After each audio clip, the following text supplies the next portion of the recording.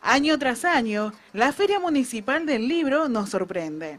Y en esta oportunidad, el querido y reconocido filósofo y escritor, licenciado Darío Stanraiver, brindará una charla donde nos invitará a problematizar el sentido común de las cosas y a desarmar, desde la pregunta filosófica, las formas hegemónicas impuestas para descubrir las relaciones de poder ocultas y lograr emanciparnos hacia otras perspectivas posibles.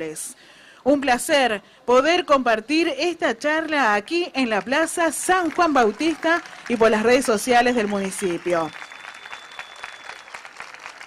Destacamos también la presencia de la secretaria de Educación, Andrea Di Giovanni, y demás funcionarios municipales que nos acompañan, así como autoridades del ámbito educativo, de la literatura, la escritura y la cultura local. Estamos todos ansiosos, así que ya le damos la bienvenida nuevamente a nuestra ciudad y a la 14ª Feria Municipal del Libro al filósofo y escritor Darío Stanraiver.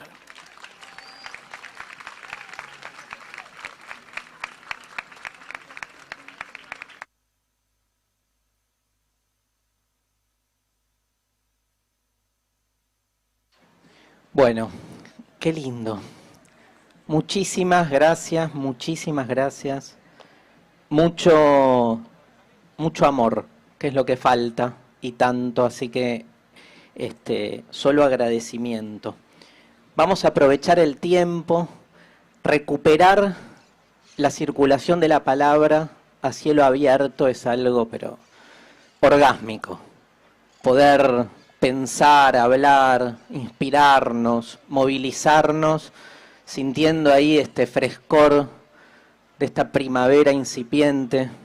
Yo odio la primavera en general, pero ahora estoy contento porque después de este año y medio de encerramiento, de pandemia, de todo lo que implica, y además que la primavera viene con onda, viene con su frescor, ¿no? No viene tan dura, pero nos abre la posibilidad de esto, de encontrarnos a pensar un poco desde otra perspectiva. Me pidieron un título para esta charla y obvio me incliné por este título que es La filosofía como deconstrucción, que de algún modo unifica dos de mis vocaciones y de mis urgencias. Sigo creyendo, como decía Marx en su tesis 11 sobre Feuerbach, que los filósofos no han hecho otra cosa, decía él, hasta ahora que explicar el mundo, pero que de lo que se trata es de transformarlo. O sea que si la filosofía no tiene una incidencia práctica en la transformación de la vida ciudadana, no sirve para nada, ¿no? Digamos, se queda en elucubración monológica, en discursos masturbatorios, en el mal sentido del término si lo hubiere, y no tiene realmente una praxis que genere una transformación. Después podemos discutir de qué modo se da esa transformación. Haciendo filosofía, ¿qué transformamos? Nos transformamos como sociedad, nos transformamos introspectivamente. La pandemia generó un poco esa dualidad. Yo soy de los que piensa que la pandemia, digamos, no nos mejoró, entre comillas, como especie. O sea que en términos sociales seguimos viendo lo peor del ser humano, no lo mejor. O sea, lo que ha salido es mucha cosa de justamente lo que encierra la metáfora del aislamiento social. ¿Qué es eso? Estar aislado no tiene que ver únicamente con estar solo, sino que el aislamiento me preocupa menos la soledad y más la anulación del otro.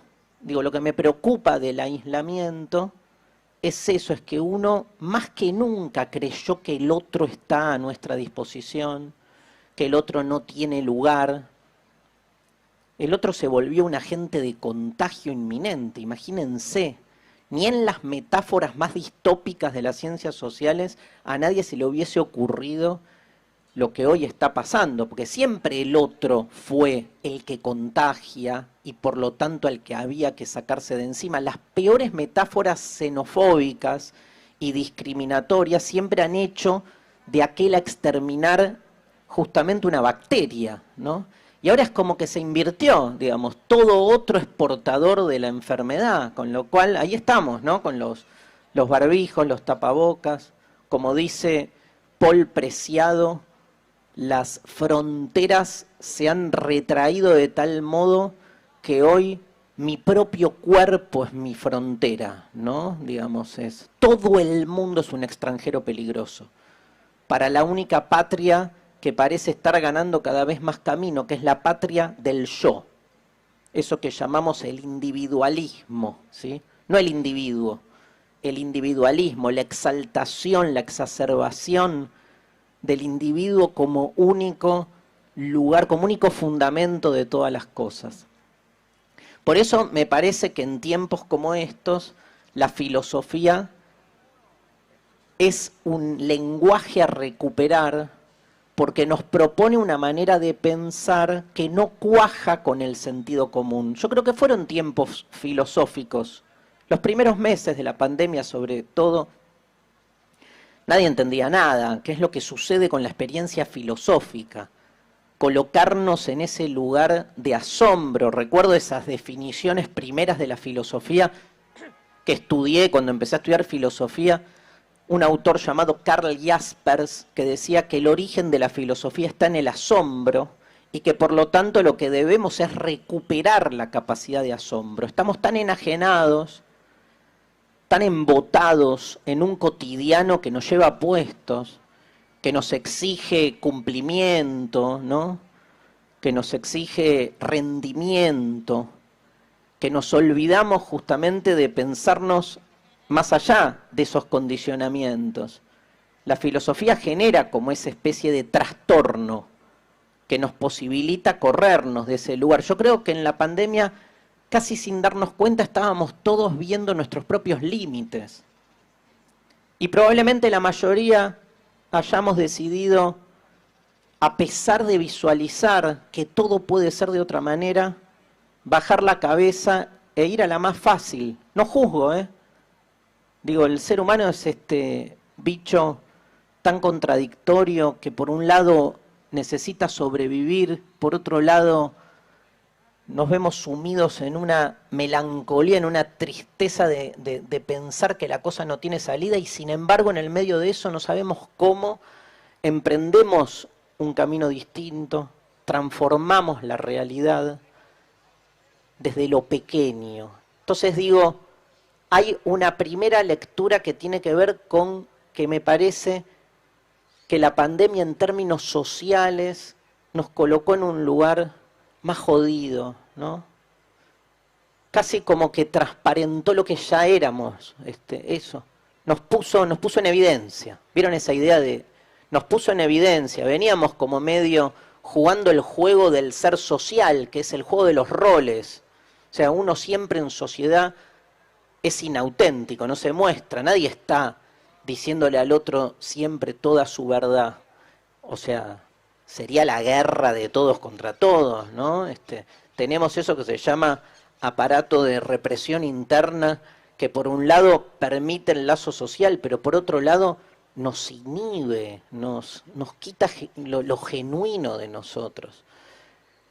El lazo social fue en el que más se repercutió, me parece, durante la pandemia, esa imposibilidad de encuentro con el otro.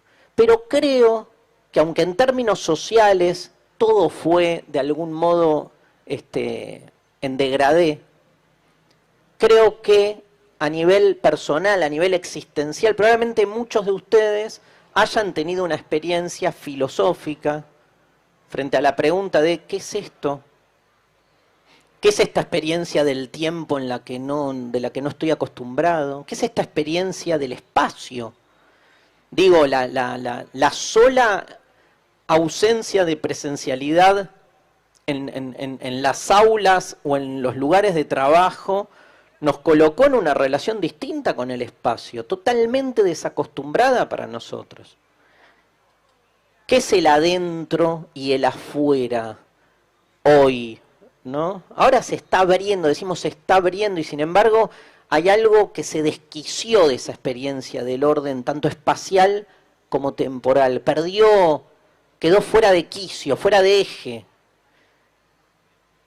Cuando el tiempo queda fuera de quicio, cuando la experiencia del tiempo es otra, cuando no entendemos bien qué día de la semana es, algo de la productividad colapsa también, porque nosotros estamos acostumbrados a pensarnos en términos productivos y la productividad es una relación entre nuestro trabajo y el tiempo, pero no es un tiempo genuino, es el tiempo en el que nos vemos arrojados, el tiempo del aula, ¿no? Yo di clase infinidad de años, el tiempo del aula, que es hay que empezar ahora a engancharse con la clase, ¿no? Y ni hablar cuando lograba que alguien se enganchara con la clase, que toca el timbre y la clase se termina, el dispositivo ordenador que acomoda, encorseta y obviamente disuelve nuestro deseo, porque es ese deseo de lo que nos cuesta a los docentes que una clase se erotice, tenga onda, y cuando medianamente lo lográs, ¡tuc!, tocó el timbre.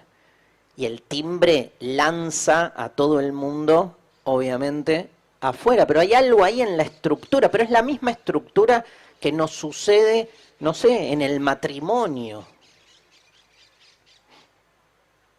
Dije matrimonio y todo el mundo como que prestó especial atención. Veo las cabezas. Pero es, de nuevo, las instituciones que van como contorneando, conformando algo que todo el tiempo, sin embargo, busca sobrepasarse. Ahora hay que amar, ¿no? Es tal vez la peor forma del amor, la coacción. Este es el momento para estar juntos. Y no es el momento en el que decidimos o algo nos pasó, o algo sucedió, o se cruzó una mirada indebida, que es la única mirada erótica que buscamos, la indebida, la inconveniente, la incalculable. Pero el dispositivo institucional te exige, ¿no? Ese es el tiempo en el que vivimos, el tiempo en el que amamos, el tiempo en el que damos clase o estudiamos, el tiempo en el que trabajamos. El tiempo es una gran maquinita que dispone por nosotros. Y nosotros tenemos como que acudir a él, a lo que esas molduras exigen de nosotros.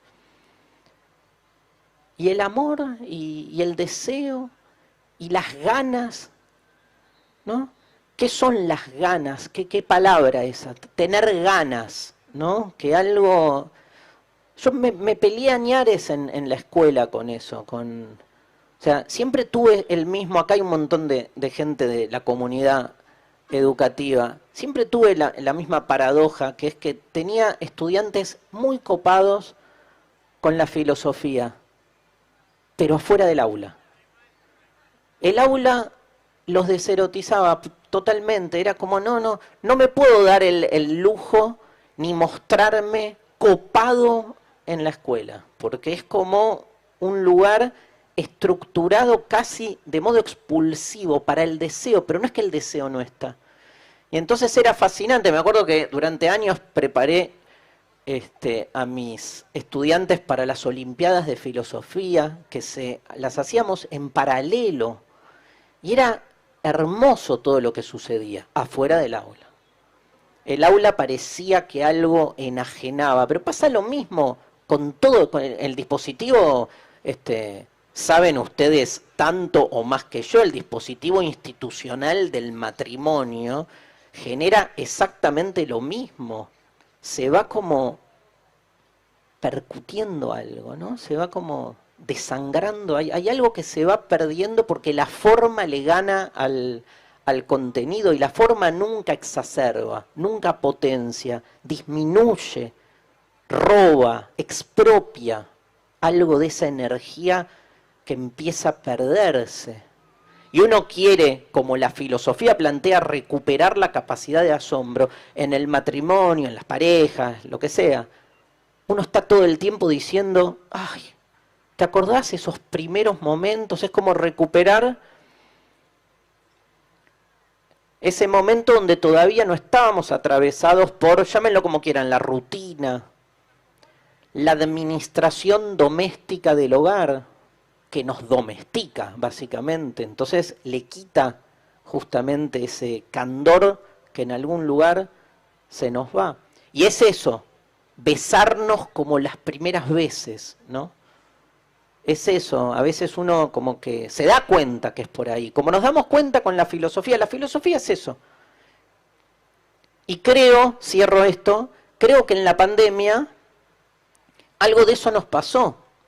Porque de repente nos vimos descalabrados. O sea, descalabrado significa el martillazo de Nietzsche.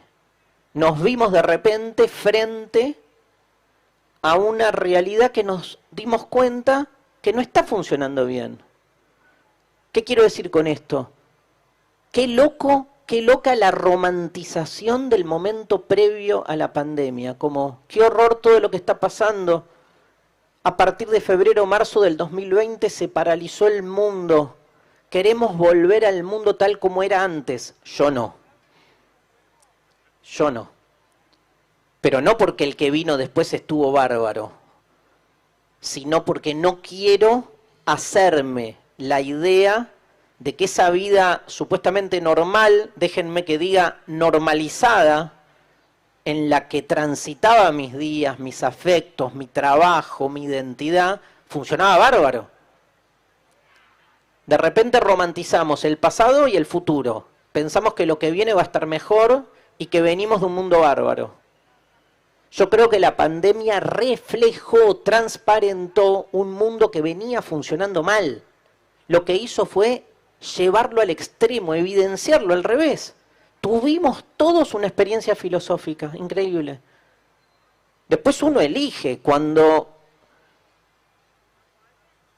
el liberado de la caverna de Platón, y esto para los que conocen y estudiaron en el colegio la alegoría de la caverna de Platón, cuando el que se libera de la caverna tiene un primer momento donde se da cuenta, pues se le caen las cadenas y se da cuenta que vivió todo el tiempo normalizado dentro de una caverna.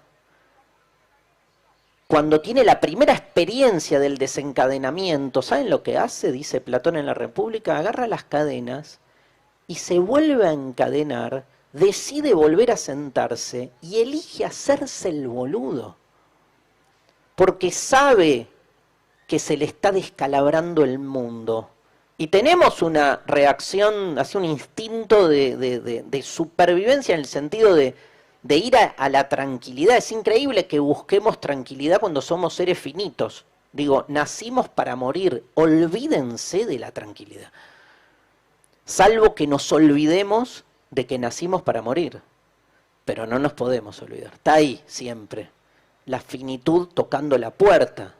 Lo que hay que tratar es de convivir con eso y ver de qué modo. Por eso, digamos, esta experiencia filosófica que fue la pandemia, muchos huyeron.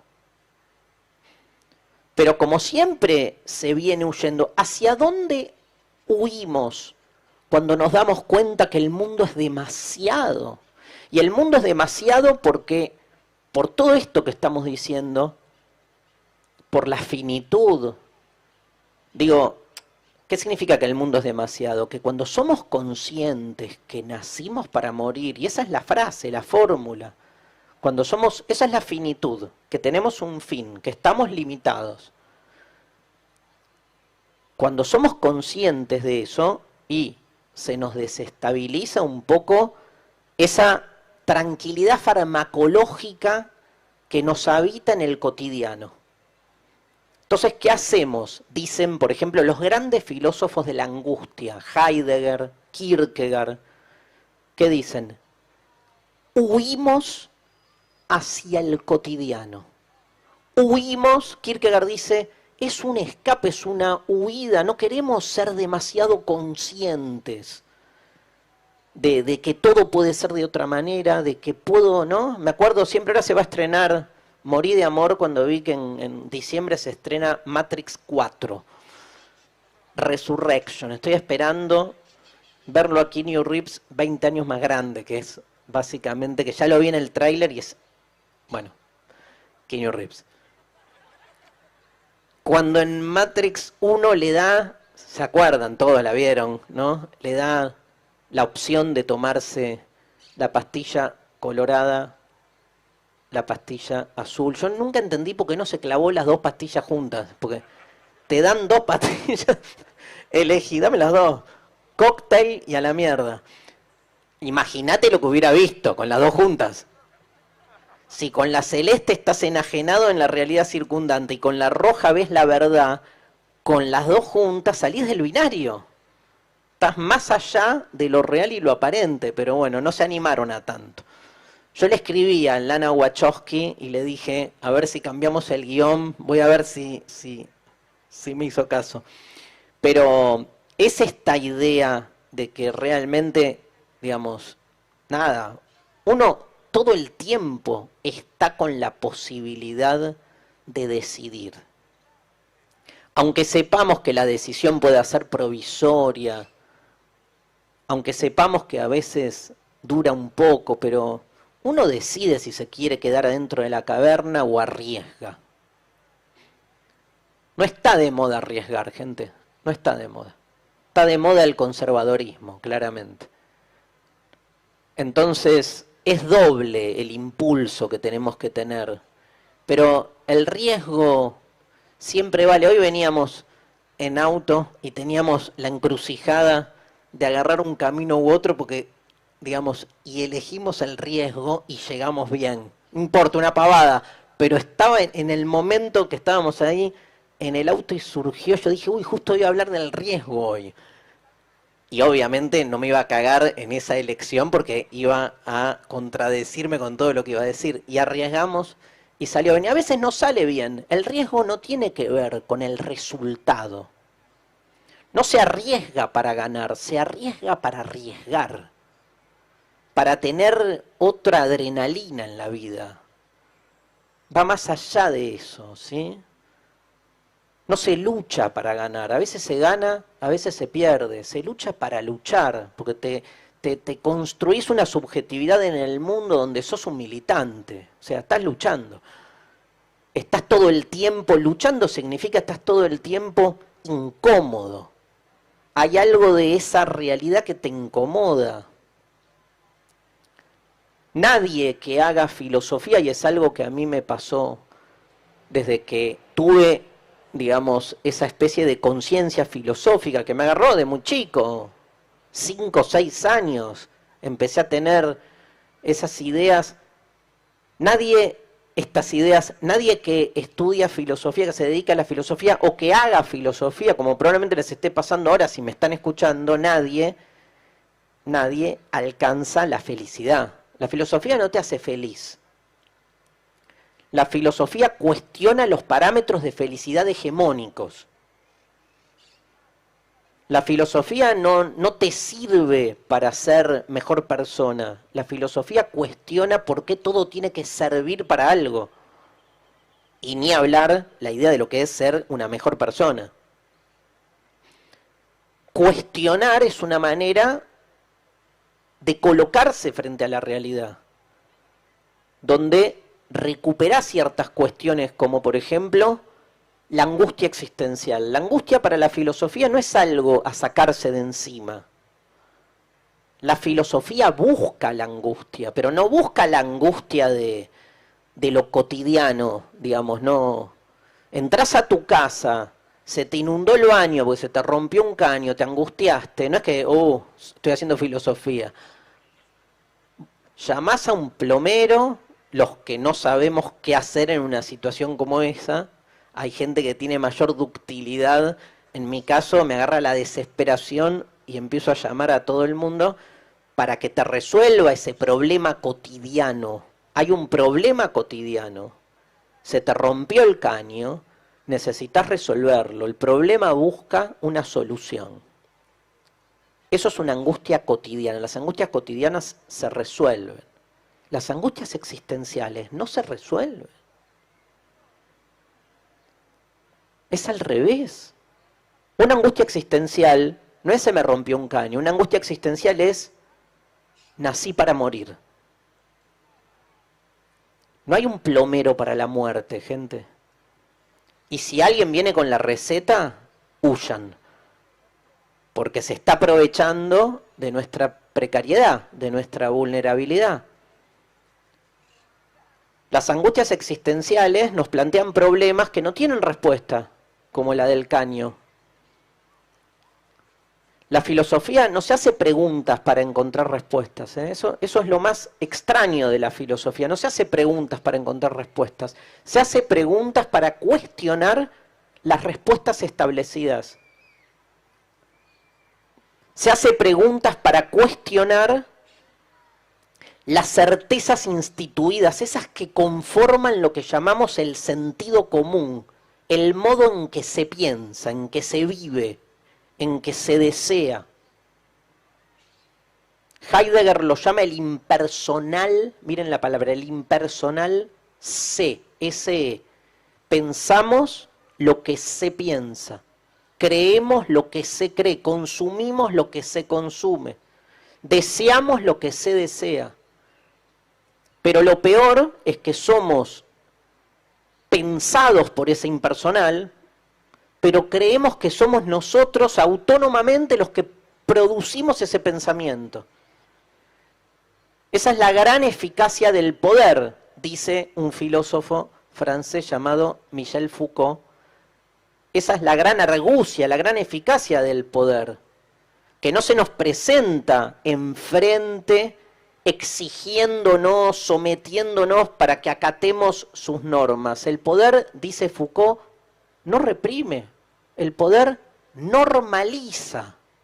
O sea, nos hace creer a nosotros que cuando nosotros suponemos que somos nosotros en nuestra libertad los que decidimos por nosotros, sin embargo estamos reproduciendo los intereses de ese poder.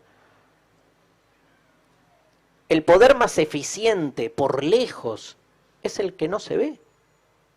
El que opera de modo oculto, pero oculto en el sentido de que nosotros reproducimos sus intereses en nuestras formas de relacionarnos con lo normal.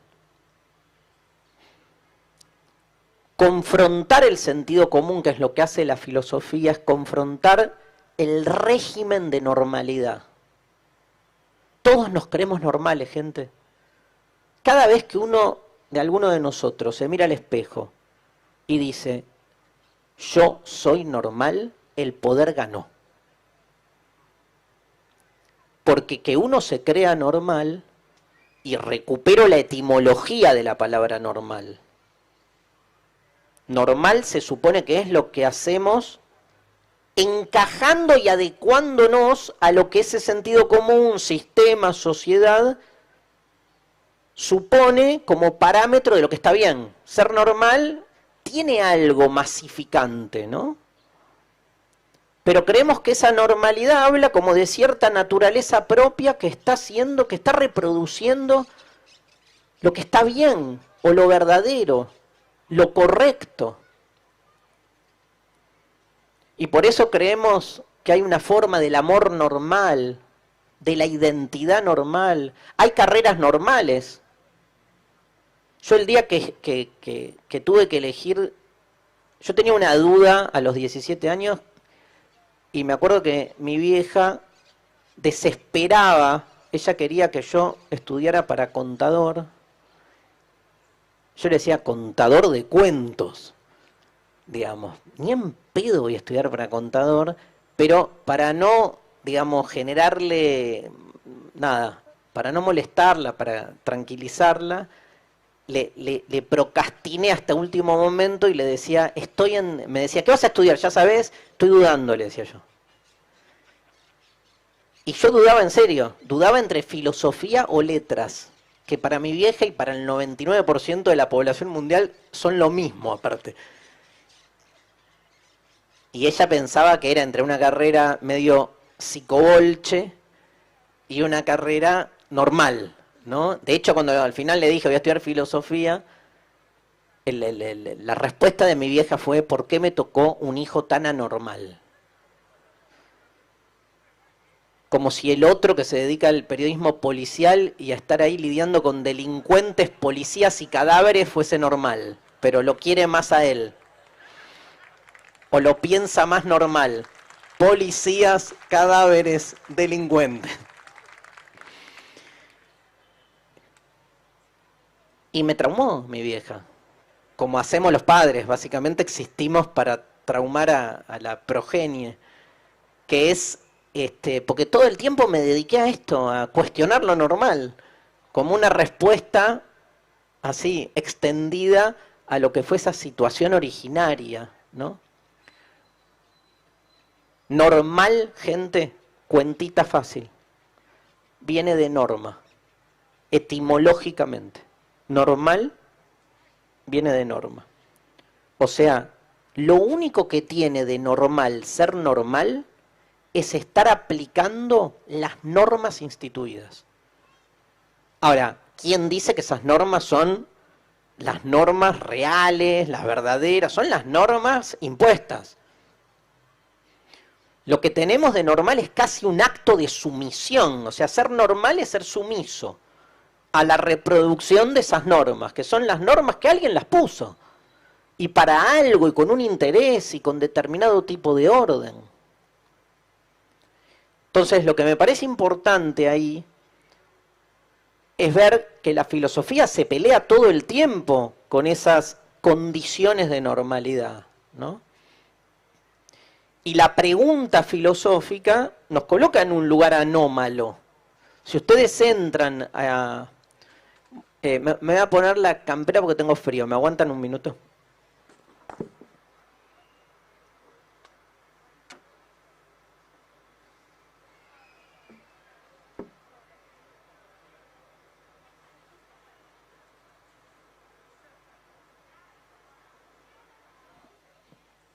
Ahí estamos. Perdón, ¿eh? ¿Qué aplauden? ¿Una campera?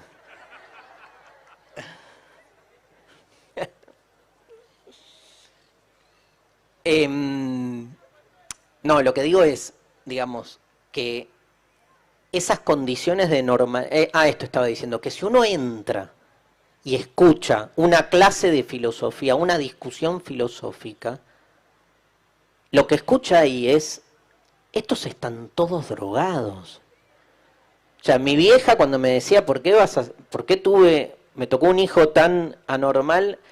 Años 80, ¿no? Mi vieja pensaba que estudiar filosofía era cuestión de terroristas, obvio, veníamos de la dictadura, o drogadictos. Me decía, ¿vas a estudiar filosofía y letras? ¿Terrorista? ¿No? Porque aparte, así, no había argumento. Terrorista, drogadicto. Yo me acuerdo que le decía, bien, igual las dos juntas no. Porque te imaginas, le decía, un terrorista drogado, digamos, no. Pero había como todo un imaginario de lo que era, digamos, un estudio de lo, digamos, normal, que era lo que le pasaba un poco a ella, pero que tiene que ver con lo que en general uno escucha en una charla filosófica. O sea, yo hice para que entiendan de lo que hablo, yo hice un seminario que me sacó un 10. Creo que fue el único día de toda la carrera. Que el tema, el título del seminario era La nadidad de la nada.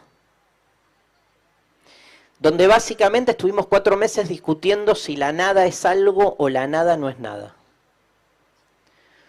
Yo, si hubiese un Dios que me dijera, para la eternidad, una vez que te mueras, solo podés elegir dedicarte a pensar una única cosa, tremenda elección. Pero por ahí el afterlife es eso, yo qué sé. Es que solo te podés quedar con una cosa en la cabeza. Para la eternidad, ¿qué elegís? Si la nada es algo, la nada no es nada. Me parece fácil. Yo me iría por ahí. Tuve 4 meses, tuvimos los 12 que nos anotamos en ese seminario. Todo esto viene de un libro, de un texto de Heidegger que se llama La cosidad de la cosa, que es el opuesto de la nadidad de la nada. Imagínense que alguien entra en el mes 2, que aparte le seguimos dándole vuelta, y el gesto es, loco, agarrá la pala, ¿no? Porque además hay toda una idea de que lo que hacemos no tiene sentido. Obviamente agarraríamos a esa persona y le diríamos, perdón, ¿qué es la pala? ¿Cuáles son las condiciones de posibilidad de una pala? Y cosas por el estilo. Pero más allá del chiste, la filosofía todo el tiempo busca desmarcarse del modo en que se nos dice que hay que pensar. Y la pregunta filosófica de por sí tiene ese componente lúdico muy propio de la niñez, que hace que pareciera que estamos todos pensando boludeces. ¿Es una boludez o no es una boludez pensar si la nada es algo o la nada no es nada? Es fascinante. Porque la cabeza primero, o sea, entra en un ejercicio de pensamiento, de abstracción. Yo me acuerdo cuando, ahí vuelvo a la nada, pero me acuerdo cuando terminé el secundario, me acuerdo la profesora Juan, se llamaba de apellido, la profesora Juan, que me dio la última evaluación de y aprobé el tercer trimestre de matemática, quinto año. Me acuerdo que dije, a partir de este momento, nunca más en mi vida hago una cuenta. Se acabó la matemática, lo mío, yo estudiaba teatro, poesía, militaba, era todo lo que está mal. Y entonces era, no vuelvo más. Entro a estudiar filosofía el otro año, frase de Platón en la República, nadie puede estudiar filosofía si antes no estudia 10 años de matemática. Primera materia que hago, lógica simbólica, argumentación, demostración de teoremas, y me enamoré de la matemática, como era obvio. Salí de la institución y me enamoré de la matemática.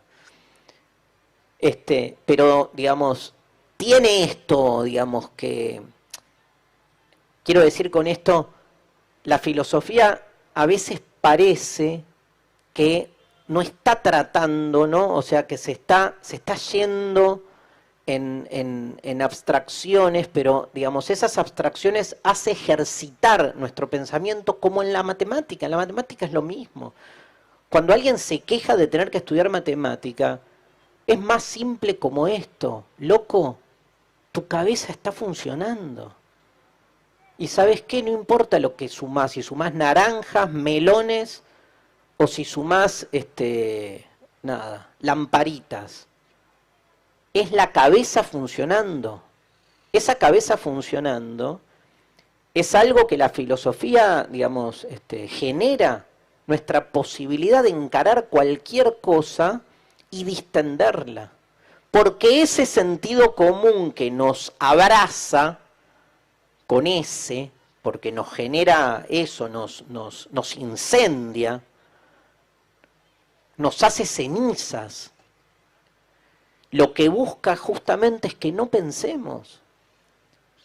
Lo que hace es inhibir lo que el pensamiento tiene de vida, lo que el pensamiento tiene de deseo, pero también tiene de contradicción, de riesgo. Todo te lo dan servido. Muchas veces me preguntan, ¿qué pensás, Darío, de la sociedad actual, donde hay una vacuidad, ¿no? Un vacío, y donde nadie sabe qué hacer? Y yo pienso todo lo contrario. Yo creo que nuestra sociedad no es una sociedad vacía. El problema de nuestra sociedad es que está demasiado llena. Está sobrehabitada de cosas. Todo es cosa, hasta las personas nos volvimos cosas. Y lo que opera es la lógica de la cosificación y la narcotización de nuestra conciencia, que lo único que tiene que hacer es entregarse al algoritmo. Nada está más afuera del pensamiento que la algoritmización de nuestra subjetividad. Ya no hay más enamoramiento. Hay encuentros que el algoritmo genera. Ya no hay más búsqueda de la identidad. Hay algoritmos que te juntan con los parecidos. Ya no hay más elección de una carrera o de un estudio o lo que sea. Hay un algoritmo que aún antes de que vos pienses qué carrera vas a estudiar, ya te llenó la red que usás con 10 propuestas que, oh casualidad, son las que estabas vos dudando. Porque te tiraste un pedo y el algoritmo ya lo supo. Qué metáfora. Pero en un lugar abierto da. Pero es, ¿no? Es muy fuerte porque lo narcotizante del algoritmo es que te da lo... O sea, es que tranquiliza. El gran problema del sentido común es que, digamos, es farmacológico. Farmacológico en el sentido de que no solo nos anestesia, sino que provoca en nosotros un determinado modo del placer y de la tranquilidad. Marx, que para mí es el pensador al que hay que volver cada vez más, porque cuanto más se dice que no hay que leer a alguien, más hay que leerlo. Marx, cuando en esa frase ya remanida y que sin embargo hay que volver a leer, y sobre todo el texto donde la evoca, que es la crítica a la filosofía del derecho de Hegel, la frase es: la religión es el opio del pueblo, ¿no? El opio es una metáfora genial, hablando de las drogas, ¿no? Porque el opio no solo adormece, empelotudiza, aminora nuestra capacidad de reacción, sino que genera placer también. Genera placer. Por eso es tan efectivo. Por eso es tan efectivo estar 2 horas antes de dormir tiktokeando. Es casi no un gesto como... Es la automatización plena, pero en un lugar donde uno no solo no se ve a sí mismo parte de ese automatismo, sino que en ese acto cree que está eligiendo lo que quiere ver. Es el fin de la metáfora. Si Foucault, que murió en 1984, hubiese vivido 30 años más, todo lo que dijo se hubiese quedado corto. O sea, es increíble la implementación de este tipo de formato. Porque el problema es el formato, no el contenido, no es lo que vemos en las redes, sino que en las redes se hayan convertido en una forma de pensar. Lo digo con otro ejemplo. El problema no es lo que se discute en un programa de televisión de panelistas. ¿Qué se discute? Se discute el embarazo de Fabiola, se discute lo que sea. Uno puede cuestionar los contenidos que se discuten en un programa de panelistas, pero a mí no me preocupa eso. Todo es discutible, por suerte. O sea, porque hay temas que puedo discutir y otros que no. El problema no es lo que se discute en un programa de paneles, de panelistas. El programa es la panelización del discurso público. Invirtamos el esquema. Ese formato es el preocupante. Lo preocupante es que en un aula el docente y los estudiantes hablen entre ellos como si fuese un programa de panelistas de televisión. Porque el pensamiento tiene otra forma. El pensamiento se demora, se contradice, necesita el silencio, va y viene. Pensar es otra cosa, ustedes lo saben, porque ustedes no estarían acá un viernes a esta hora en una charla de filosofía. Hay algo del pensar más allá del dispositivo que los convoca. Y nos pierde, pensar nos pierde. Pero la sociedad en la que vivimos busca todo el tiempo la idea de que somos personas que encontramos nuestro destino. A mí me interesa mucho menos saber quién soy, porque no creo que nunca llegue a saber quién soy, básicamente por esa finitud de la que hablábamos y porque no me creo ni a mí mismo. Me importa mucho menos saber quién soy y mucho más dejar de ser lo que hacen de mí. Por eso, y llego a la palabra, a la otra palabra, por eso deconstruir, que es el modo en que me gusta hacer filosofía, es siempre una actitud de desarme, nunca una actitud de armado. O sea, ¿qué es deconstruir? Es eso, desidentificarme. Pero porque parto de otra lógica. No creo que nací tipo puro, como un papel en blanco, decía, creo que era David Hume o alguno de los empiristas, como un papel en blanco, que después va llenándose, vas encontrando tu identidad, ni hablar los que piensan que hay una identidad oculta, que uno tiene que desempolvar de sí mismo y saber quién es uno. Es increíble que todavía pensemos que estamos en este mundo para saber quiénes somos, cuando somos por un hecho absolutamente fortuito, ¿no? Es tan azaroso el nacimiento. Yo durante muchos años me la pasé muy angustiado pensando el morir, hasta que encontré una manera de angustiarme más, que es pensar el nacer. Porque cuando terminé de entender que no tiene sentido el hecho de que me vaya a morir, me di cuenta que menos sentido tiene el hecho, no de haber nacido, me encanta haber nacido, me encanta estar en este mundo. Ahora, no le encuentro ninguna lógica. Ni siquiera al momento de placer que vivieron mis padres, que fue eso, digo. Yo me acuerdo, entro en una zona peligrosa, ahora aviso, Yo me acuerdo que en una época tenía la infantil idea, tenía igual 20 años, ¿no? Pero tenía la infantil idea de que si mis viejos, cuando tuvieron esa relación sexual en la que me concibieron, la habían pasado bien, yo creía esta pelotudez, que yo iba a salir bueno, ¿entendés? Como que mi lugar en el mundo estaba predeterminado por la eficacia orgásmica de mis padres. Y fui y les pregunté. Porque a los 20 era, ¿se acuerdan? Psicobolche, desfachatado. Entonces fui, me acuerdo que le dije primero a mi viejo, le dije, ¿vos te acordás?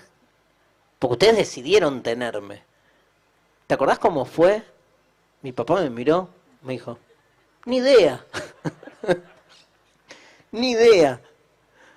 Poner un poco de onda, viejo, mentime.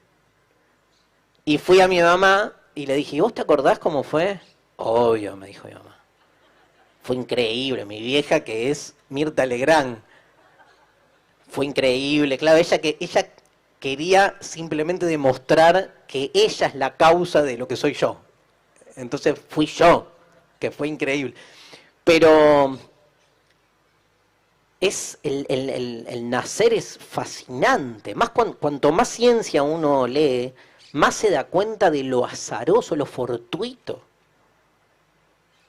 Un segundo después, y nada, era contador. Es una cuestión de un segundo, ¿entendés? O hay que creer realmente que hay un titiritero infinito que está ahí urdiendo el destino de todos. Huir es básicamente una afrenta contra el sentido común. Es una palabra que introduce Jacques Derrida, un filósofo francés a fines de los años 60. Resignifica un término de Heidegger. Heidegger hablaba de destrucción de la metafísica, no importa. Lo que hace Derrida es traducir el término, pero cambiarlo, porque le parecía muy duro, porque no es destruir, justamente. Deconstruir no es destruir, es desarmar. ¿Qué se desarma? Algo que hasta ese momento se presenta como único. Cuando vos deconstruís, repito, no destruís, sino que visualizás que detrás de todo pensamiento único, de todo fenómeno que se presenta como normal, que detrás de esa única versión con la que se nos presentan las cosas hay otras versiones ocultas. Vos decís, ¿qué es una familia? Y te enchufan la versión hegemónica de la familia. Y todo lo que no encaja en el dispositivo hegemónico de la familia es anormal, abyecto, desviado, queer, enfermo. Porque además el sistema de normalidad sabe cómo excluir. Son expertos. ¿Qué hacen? Patologizan. Todo el que no entra tiene un problema de salud. Y a los que están con problemas de salud, o se los encierra, ¿no? O se los deja afuera de la burbuja, porque son agentes de contagio inminente. Entonces es muy fuerte lo que hay que desarmar ahí. Para cualquier, ahora estamos hace unos meses con las elecciones y antes, escuchando mucho debate, por ejemplo, acerca de lo que es la libertad. Es uno de los temas que se volvió como muy, sobre todo en la discusión electoral, aparece muy fuerte. ¿Somos libres? ¿No somos libres? Cualquier manual de ciencias sociales define, les muestra a ustedes, define la libertad de 7, 8 maneras distintas. Pero hay una que está instalada. El tema es por qué se instaló una, si hay 7 maneras distintas de pensar la libertad. Pero hay una que como que ganó la disputa del sentido. El trabajo, la propiedad, son conceptos. Yo me acuerdo con el trabajo, cuando por primera vez leí otra forma de pensar el trabajo, no lo podía creer. Me acuerdo que quedé tipo, ¿cómo? ¿Trabajar es realizarse vocacionalmente? Eso es no trabajar. Yo tenía tan escindido el trabajo con la vocación, que para mí trabajar es básicamente subsistir. O sea, enajenar tu fuerza física para conseguir el dinero necesario para sobrevivir en el mes. Eso es trabajar.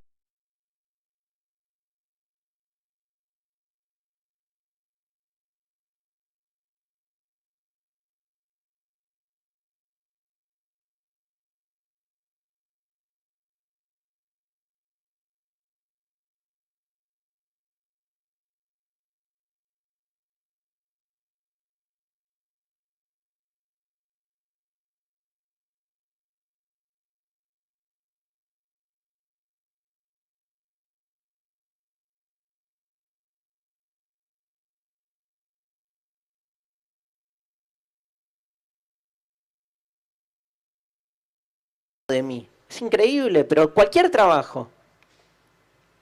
Obviamente hay trabajos más vocacionales, menos vocacionales, pero eso es porque hay una manera de entender el trabajo instalado, hay una manera de entender el amor instalada.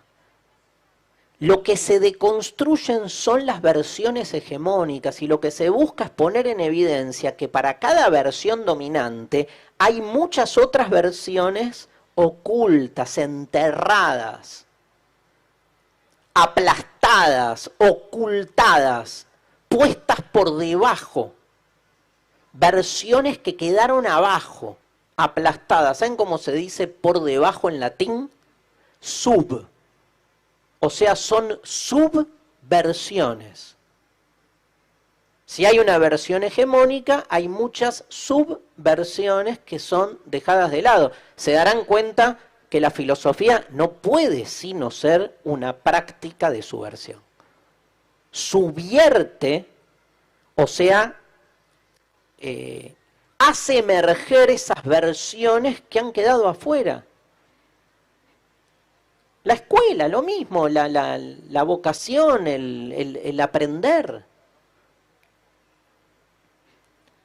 También hay una versión hegemónica. Claro, por suerte en la escuela se nos mueve otra cosa y uno está todo el tiempo viviendo esa dualidad. Deconstruir no es destruir, es emancipar esas versiones otras. Es eso. y que esa versión hegemónica se descentre, se vuelva uno más. ¿Vamos a deconstruir la familia? ¿Significa nadie más puede ahora tener una familia tradicional?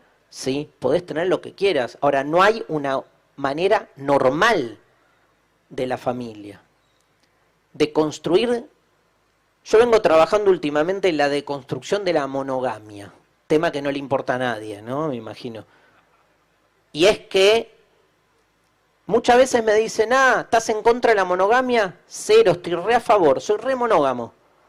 Lo único que no creo es que la monogamia sea la forma natural en la que se relacionan vincularmente las personas en términos afectivos. ¿Y por qué? ¿Y cuál es la manera natural en que se relacionan? No creo en lo natural. Creo que son maneras, versiones. Hay una que se impuso. Pero eso es de construir la monogamia, no es estar en contra de la monogamia, es sacarla del centro. Pero hay algo más que se hace en la deconstrucción, y por eso molesta tanto la deconstrucción, que se muestra el artificio, se muestra el recurso. O sea, piensa en una sociedad no monogámica. ¿Cómo sería una sociedad? Una sociedad no monogámica no es tenés tu pareja y cada tanto estás con alguien otro. Eso es una pareja monogámica abierta, o que se da permisos, o como quieran llamarlo. Una sociedad no monogámica va a un lugar mucho más raigal, que nos cuesta enormidades. Nadie se cuestiona, o sea, cuestionar el matrimonio es fácil. Cuestionar la monogamia es más difícil, pero hasta nos empezamos a animar. Ahora hay un tercer elemento incuestionable. La pareja. No pensamos relaciones sexoafectivas sino en términos de pareja. Es uno y uno, somos dos. ¿Por qué? ¿Por qué hay que pensar el ordenamiento sexoafectivo en términos de pareja? Porque viene funcionando así, porque facilita las cosas, todo bien. Nadie dijo que salirse, o sea, de la monogamia sea fácil o facilite las cosas. ¿Y a qué voy con esto? Piensa en una sociedad no monogámica. Los lunes estoy con alguien. Pero enamorado, ¿eh? Porque es no monogámica. No significa que estoy con alguien y después tengo vínculos aleatorios. Significa que estoy con muchos vínculos intensamente enamorados en cada caso. Creo historias de amor en cada caso. Los lunes con alguien, los martes con otra persona, los miércoles con otra. Personas con las que estoy tienen otras historias. Los jueves repito la del martes, ponele porque. Los viernes con otra. Les pregunto, ¿cuándo laburás? ¿Y por qué hago esta pregunta? Porque entonces me doy cuenta de algo que estaba siempre presente y que la deconstrucción pone a la luz.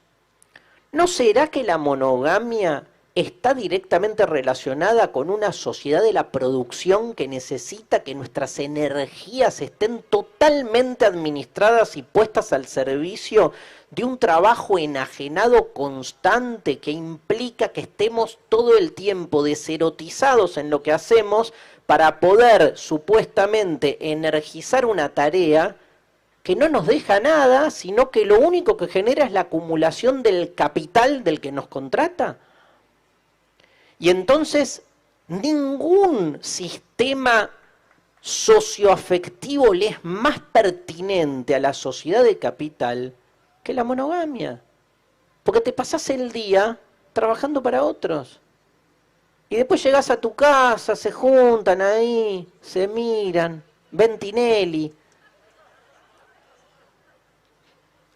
cogen, ponele, si podemos llamar a eso encuentro sexual, una vez por semana, y volvés al otro día a trabajar, todos con sus celulares, comiendo juntos, la familia tipo. Esa es la familia tipo. Entonces, la monogamia, esto es lo que genera la deconstrucción de la monogamia. no es dejar de ser monógamos.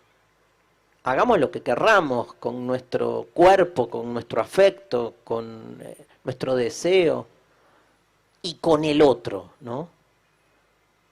Ahora, de construir la monogamia es entender que la monogamia no es una cuestión afectiva, sino una cuestión política. Que vos podés salirte de la monogamia con tu pareja y a la monogamia le importa un comino, porque la monogamia estructura un orden social que después se replica en muchas formas de la sociedad heteronormativa que vivimos, pero que empieza ahí. Hasta los autos están pensados en su fabricación para la familia tipo, o sea, todo, la monogamia es mucho más que un modo de relacionarse afectivamente con el otro. Ya darnos cuenta que la monogamia es una cuestión política es un montón. Ahí algo se deconstruyó fuerte, por eso genera tanto rechazo la deconstrucción, porque desarma demasiado. Y no les quepa duda que nos termina generando una sensación de perturbación. Porque no es que podemos salir de la monogamia, es como, tampoco podemos salir del trabajo enajenado, tampoco podemos salir del aula como institución normalizadora. Salir de modo absoluto no podemos, pero podemos relacionarnos con nuestras prácticas de otro modo. No es lo mismo entrar a un aula sabiendo esto que no sabiéndolo. Y buscás que algo se distienda, que algo irrumpa. No es lo mismo estar en pareja siendo parte del dispositivo amoroso hegemónico que realmente querer encontrarse con el otro desde un lugar distinto. Uno está todo el tiempo viviendo ese vaivén. Creo que ese vaivén es realmente emancipador. Nos obliga a tener otra mirada de las cosas. Por eso, para terminar, me parece fundamental en una sociedad cada vez más masificada, una sociedad cada vez más monocromática, revestida sin embargo de diversidad, una sociedad en la que creemos que elegimos, pero solo disponemos de elegir entre opciones que se nos presentan y no lo que uno quiere elegir. Un sentido común que implementa e imprime las formas de la normalidad frente a una sociedad así, hacer filosofía, hacer deconstrucción, no creo que nos salve, pero por lo menos un poco nos libera. Muchísimas gracias a todos.